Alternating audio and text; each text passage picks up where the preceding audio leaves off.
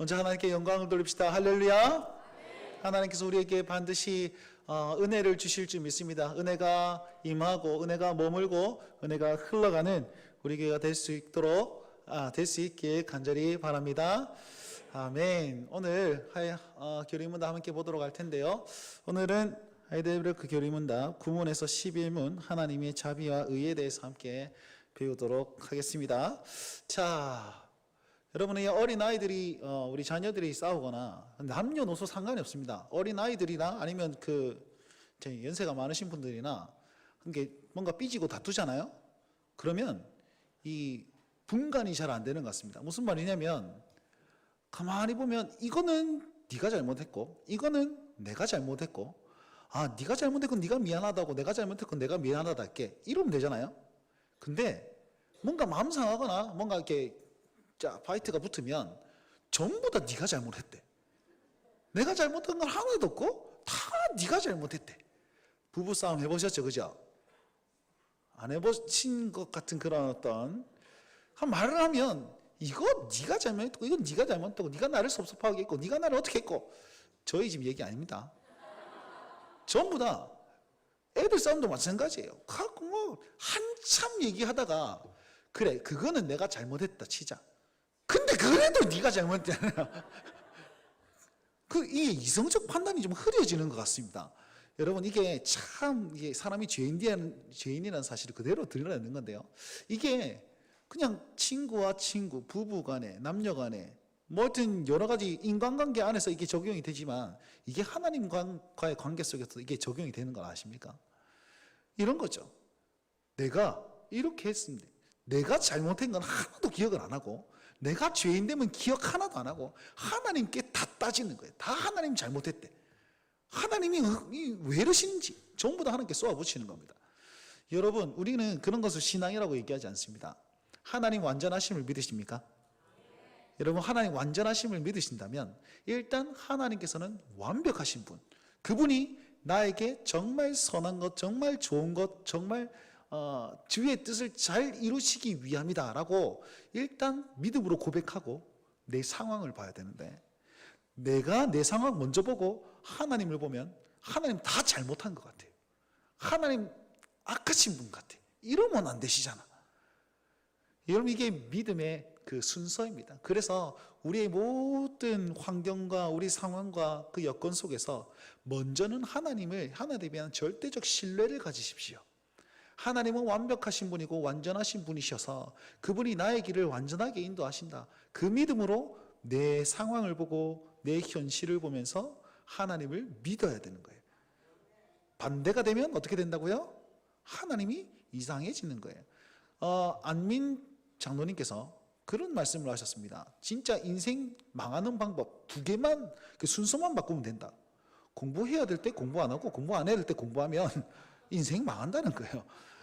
똑같습니다. 여러분 우리가 하나님에 대한 시선과 나에 대한 상황 판단이 순서가 바뀌면 이거는 엉망이 되는 거죠. 오늘 9문에서 11문까지가 이런 쪽에 좀 측면이 됩니다. 우리가 보기에는 하나님 잘못하신 것 같아.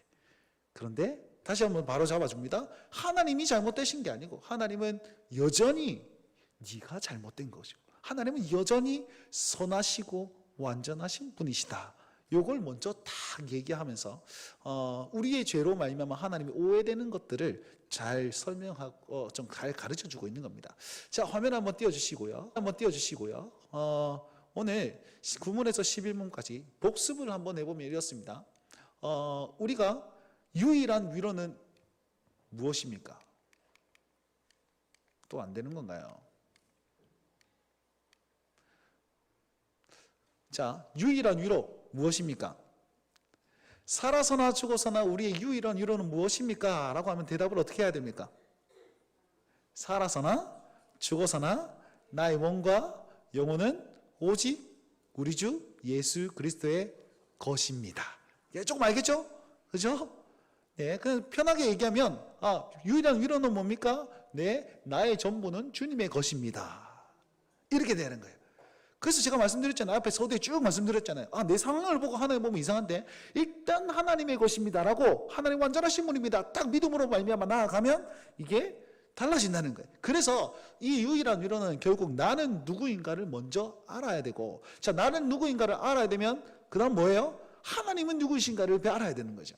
이 두 개를 잘 알므로 말미암아 우리는 유일한 위로에 더 가까워질 수 있다. 이렇게 교리문답을 지금 쭉쭉쭉 진행하고 있습니다. 그럼 이때까지 나는 누구인가에 대해서 배웠습니다. 나는 누구입니까? 라고 얘기했을 때 이렇게 고백하는 거예요. 나는 죄와 비참함에 빠졌습니다. 그리고 나는 전적으로 타락해서 나는 오직 선을 행할 능력이 하나도 없고, 넘겨주세요. 스스로 구원할 능력이 하나도 없습니다. 라는 고백이라는 것이죠. 이게 지난주까지의 고백입니다. 이걸 단 한 단어로 뭐라고 그런다고요? 전적 타락. 이것만 꼭 외우시면 되겠습니다. 교리문답 사자성어 몇 개가 나온다고 그랬습니다. 사자성어는 아니지만 네 음절로 된 게 나오는데 첫 번째는 전적 타락입니다. 그래서 전적으로 타락한 그 상황, 하나님 나는 스스로 나는 구원할 수 없습니다라고 고백할 수 있는 것이 왜 은혜가 됩니까? 우리의 시선을 나에게로 두는 것이 아니라 하나님께로 먼저 두게 된다는 사실이죠. 나를 보고 하나님 보면 이상해지는데 이 시선을 하나님께 먼저 두게끔 인도하는 것이 전적 타락의 고백이라는 것입니다. 그래서 너 죄인이야, 너 죄인이야, 기분 나빠, 이게 아니고 나는 능력이 없으니까 하나님을 더욱더 의지하라고 그러시는구나, 이렇게 받아들이시고 회개하고 주님을 딱 바라보시라는 거죠. 그러면 하나님은 누구이십니까? 어떤 분이십니까? 오늘 배울 내용인데 하나님은 첫 번째로 선하신 분이십니다. 두 번째로 넘겨주십시오. 두 번째는 그분은 의로우신 분이십니다. 자, 선하신 분이시다라는 분은 죄가 없고 사랑이 충만하신 분이시고, 의로우신 분이다, 이거는 착한 분이다 이런 뜻이 아니고요, 공의로우신 분이다, 정의로우신 분이다. 그래서 심판하시는 분이시다라는 얘기를 하고 있는 겁니다. 자, 사랑이 많다와 심판하다는 조금 어감이 안 맞잖아요. 근데 이 모든 것들을 가지고 계신 분이 우리 하나님이시다라는 겁니다. 요약을 하자면 1문부터 11문까지는 상태에 대한 어떤 질문이에요. 나는 타락했구나, 나는 죄인이구나, 나는 비참한 상태에 빠졌구나, 이 처지, 이 죄와 비참한 상태의 처지에 놓였구나. 그래서 우리의 눈을 들어서 12문부터 85문까지는 우리 구원자에 대해서 함께 쭉 보는 것이 되는 것입니다. 자, 주소 이해가 됐습니까? 이게 이제 큰 그림이에요. 이제부터 조금 더 세밀하게 알아볼 겁니다. 항상 이렇게 먼저 복습하고 지나갑니다. 네. 자, 구문을 제가 읽으면 답을 읽어주십시오. 하나님께서 사람이 행할 수 없는 것을 그의 율법에서 요구하신다면 이것은 부당한 일이 아닙니까?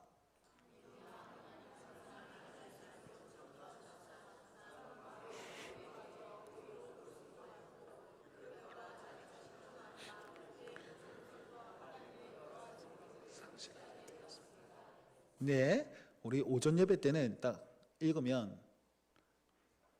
뭐냐면 그냥 톤이 좀 높아요. 아닙니다, 하나님은 사람이다. 오해했던 줄 지셨어요. 아닙니다, 하나님은 네, 저 빨리 끝내도록 하겠습니다. 제가 오예배는 어떻게든 빨리 끝내려고 지금 부담감이 확 많아요. 그래서 쓸데없는 소리 잘 안 하거든요. 재미가 없을 겁니다. 자, 이게 그런 거예요. 보십시오. 하나님 잘못했습니다.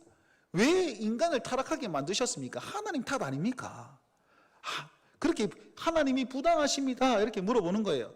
그러면 이것은 굉장히 구문에서 11문은 사람의 편에서 생각하는 어리석은 질문, 우문현답이라고 그러죠. 우문현답, 어리석은 질문. 사람 측에서 대답하면 아니야, 하나님 측에서 얘기함으로 말미암아서 진리 가운데 이끌어주는 그런 문답을 하고 있는 겁니다.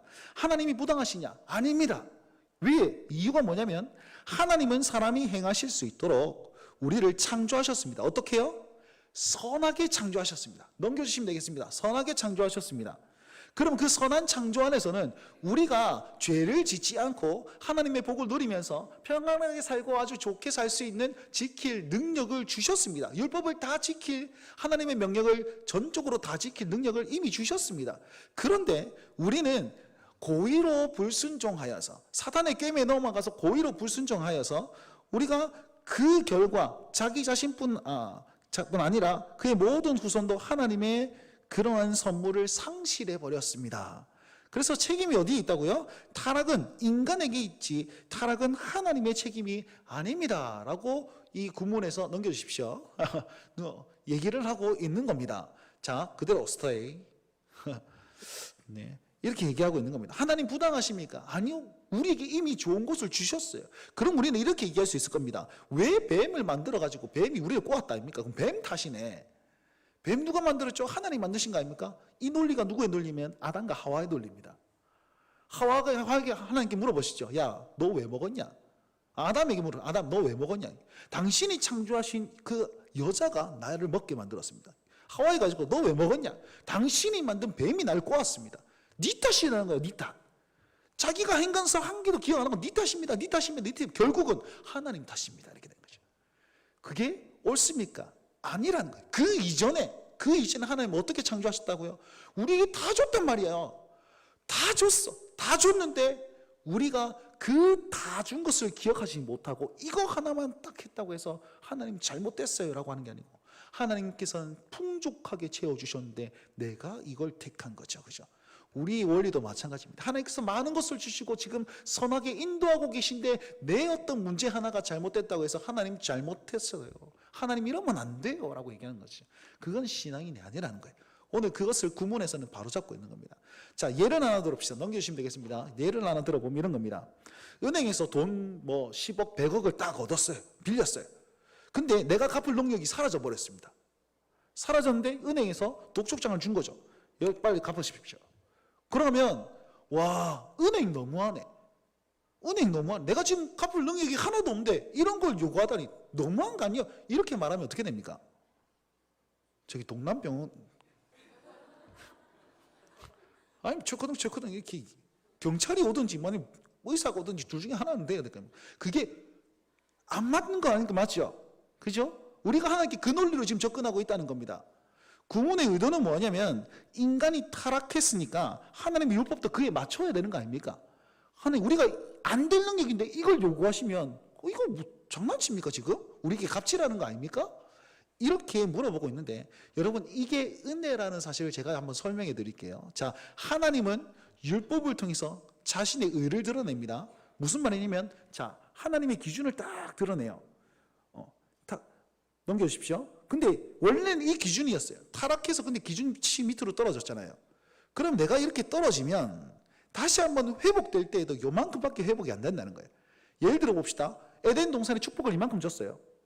누렸다가 타락해서 이만큼 내려갔어요. 너가 안 되겠네. 그럼 축복도 이만큼 내려가지고 다시 한번 예수님 그리스도께 오셔서 회복됐을 때는 이만한 축복이 아니고 이 수준에 머무르는 거예요. 이해가 되십니까?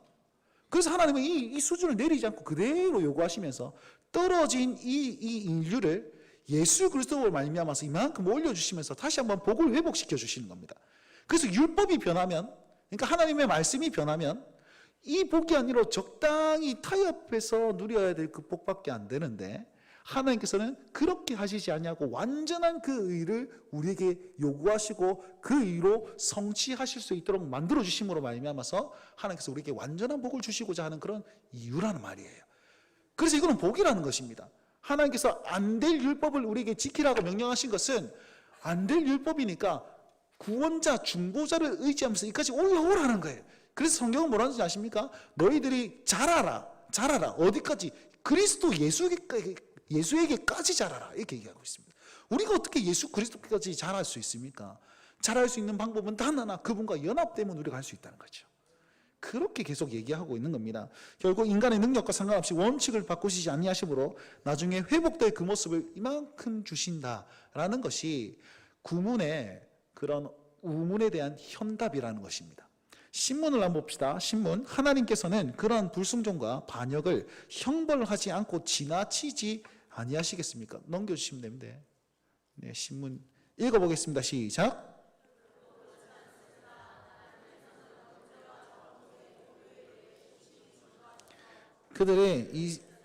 그리고 영원히 의로운 심판으로 형벌하실 것입니다.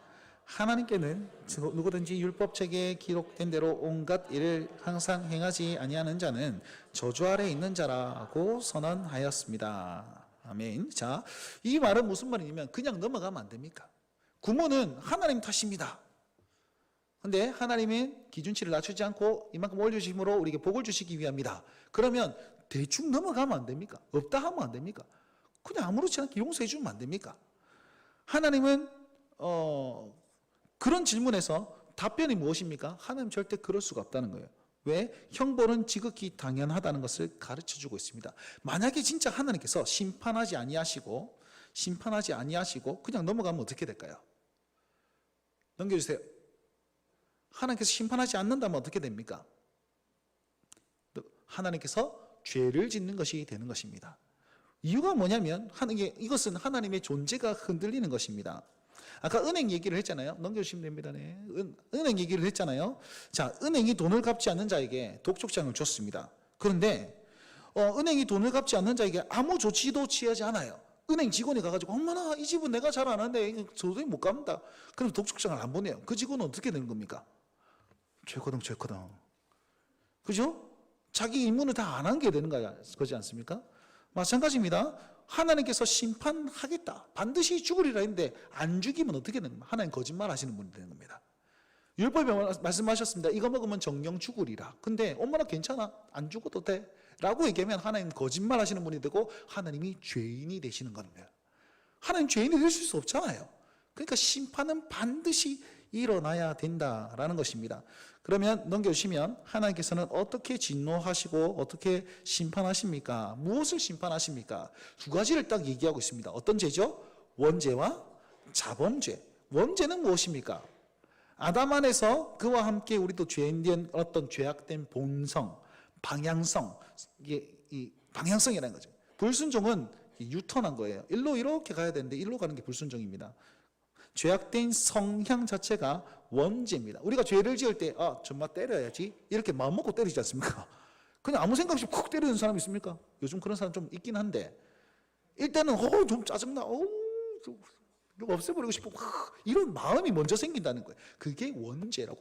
자범죄는 행동하는 그것들, 법에 위배되는 어떤 그것들, 눈에 보이는 것들, 그것입니다. 하나님께서는 이 두 죄를 심판하시는데 심히 진노하심으로 심판하시는데 이렇게 얘기하고 있습니다. 원죄와 자범죄 모두에 대해 심히 진노하셔서 그 죄들을 이 세상에서 그리고 영원히 의로운 심판으로 형벌을 하실 것입니다. 이렇게 얘기하고 있죠. 자, 노란색으로 이 세상에서도 현재의 진노, 현재에도 심판하신다 이렇게 얘기하고 있고 또 영원한 형벌, 미래에도 그렇게 심판하실 것이다. 이렇게 두 가지를 얘기하고 있죠. 여러분 죄를 지으면 지금도 우리에게 고난이 있습니다. 고난이 의로운 고난이 있는 반면에 우리 죄에 대한 매맞는 고난도 반드시 있다는 겁니다. 그래서 우리 그 원죄와 자범죄에 대해서 하나님께서는 지금도 우리를 심판하고 계신데 아주 죽으라고 심판하는 게 아니고 회개하고 돌아오라고 심판하시는 거예요. 이게 현재 이 세상에 대한 심판이고 나중에 영원히 의로운 심판으로 행하실 것입니다. 이것은 죽음 이후의 영원한 심판, 영원한 지옥의 고통을 얘기하고 있는 것이죠.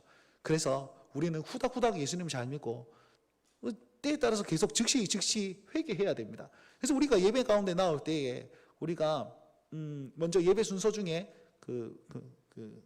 회개 기도하는 그런 시간이 있습니다. 네? 통성기도 하잖아요. 회개하는 그런 시간들이 있습니다. 이곳에 와서 한 주의 죄를 다 내려놓고 주님을 다시 만남으로 회복되어 나가겠습니다 라고 고백하는 것이죠. 자, 신문은 이렇습니다. 원죄와 자범죄에 대해서 하나님은 의로우신 분이시기 때문에, 하나님은 공의로우신 분이시기 때문에, 죽이겠다 하시고 안 죽이면 안 되는 거짓말 하실 수 없는 분이시기 때문에 그 말씀을 지키기 위해서 하나님께서는 반드시 심판하셔야만 하는 것입니다. 그래서 우리는 후닥후닥 회개하라, 주님께로 돌아오라, 이런 메시지를 우리에게 주고 있는 것이죠. 마지막 11분, 그러나 하나님은 또한 자비하신 분 아니십니까? 하나님 사랑이 하나님이시라면서요. 거기에 대한 대답입니다. 답을 읽어봅시다. 시작.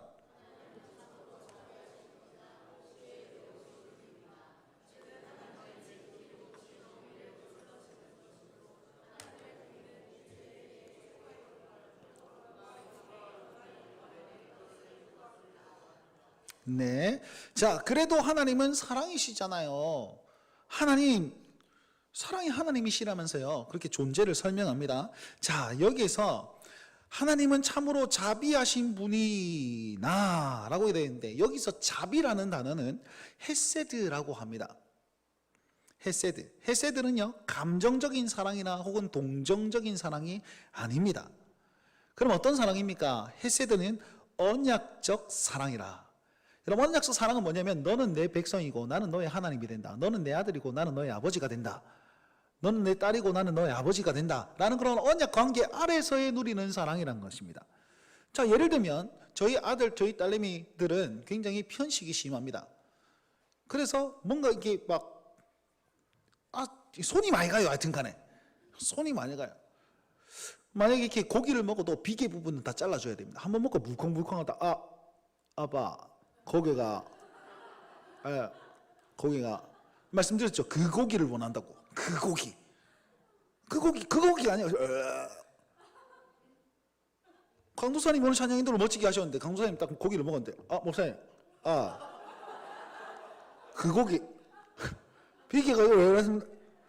제가 저분을 가만 놔둘까요? 언약적 사랑은 이런 겁니다. 내 아들에게 있어서는 이 모든 것을 하염없이 아낌없이 줄 수 있는데 내 아들 아닌 어떤 다른 이들에게는 적용이 되지 않는 것이 자비입니다. 그래서 우리가 하나님 안에 있으면 이 자비를 누리는데 하나님 밖에 있으면 주 예수를 믿지 아니하시면 형벌에 처한다라는 것이죠.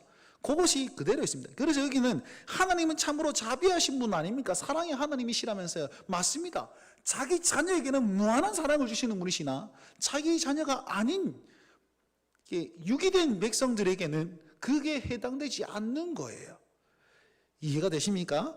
그래서 모세가 이스라엘 백성들이 모세가 십계명 받으러 올라갔을 때 이스라엘 백성들이 아론을 비롯해 가지고 금송아지를 만들지 않습니까? 그때 하나님께 매달려 가지고 뭐라고 했냐면 하나님, 이 백성들 당신의 백성들 아닙니까? 당신 자녀들 아닙니까? 이대로 버려두시면 안 됩니다. 이대로 버려두시고 다 진멸해 버리시면 다른 모든 사람들이 하나님께서는 자기 백성을 다 데리고 나와가지고 죽이려고 다가 데려갔구나 그렇게 욕할 겁니다. 하나님, 여기 자기 백성들이니까, 하나님의 백성들이니까 한 번만 더 기회 주십시오. 이렇게 얘기한단 거예요. 자기 백성을 향한 그 어떤 마음으로 그렇게 고백했더니 하나님께서는 돌이키신다는 거죠. 이게 자비, 헤세드라는 그런 어떤 개념 중에 한 개입니다. 자, 그러면 여기서 하나님은 동시에 의로우신 분 아닙니까? 자, 여기서 하나님의 의가 나타나는데 이거는 다음 주에 더 자세하게 배울 건데요. 스포를 좀 하자면 이런 겁니다. 하나님의 의는 이렇습니다. 앞서 말씀드린 대로 하나님께서 의롭게 되기 위해서는 거짓말하면 안 됩니다. 반드시 죽이겠다는 죽인다는 사실은 이루어져야지 하나님 의로우신 분입니다. 그렇죠? 정의로우신 분 그것입니다. 그리고 나서 하나님은 사랑의 하나님이시기 때문에 자기 백성을 구원하시는 의가 있습니다. 넘겨주시고요. 그리고 또한 동시에 죽이겠다 하는 것을 실행함으로써 자기의 의를 드러냅니다. 심판하는 의가 있습니다. 결론적으로 말하면 세 가지 의가 있습니다. 말씀의 의, 하나님의 말씀을 잘 지켜야 되는 의. 두 번째, 그 말씀을 지키기 위해서 심판하는 의. 그리고 심판하고 내버려 두는 게 아니고 그래도 긍휼로 구원하는 의. 이 세 가지입니다. 이게 다음 주에 할 건데. 자, 여기에서 오늘 두 가지가 나타나고 있죠. 하나님의 자기 백성을 구원하는 의와 죄인들을 심판하는 의. 이 두 가지를 다 이루신 사건이 있습니다. 그게 무엇일까요? 십자가 사건이죠. 한 번 더 넘겨주셔야 되는데 십자가 사건입니다. 십자가에서 하나님은 자기 사랑을 다 드러내십니다. 어떻게 해요? 예수 그리스도를 심판하심으로 우리가 받아야 될 심판을 여기에 대신 지게 하심으로 하나님께서는 우리를 향한 그 의를 차 보이셨다. 이런 것입니다. 그래서 우리는요 어떻게 살아야 되냐면 이 하나님의 의에 순종하면서 살아야 됩니다. 그러니까 하나님 나쁜 분 아닙니까? 하나님 사랑이시면 이러면 안 됩니다. 그게 아니고 하나님은 우리를 향한 그 사랑으로 말미암아서 이렇게 행하시고 계신다라는 것입니다. 그러면서 11문은 죄에 대해서 다시 한번 언급을 하고 있습니다. 죄는 하나님의 지극히 높으신 어미를 거슬러 짓는 것이므로 이렇게 되어 있습니다. 넘겨주십시오.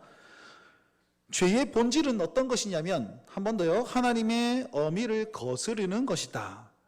다른 말로 하면 어미는 무엇입니까? 넘겨주세요. 어미는 놀랍고 기이하고 초월하고 존엄하며 준엄함 이런 어떤 굉장히 높으신 어떤 그런 것입니다.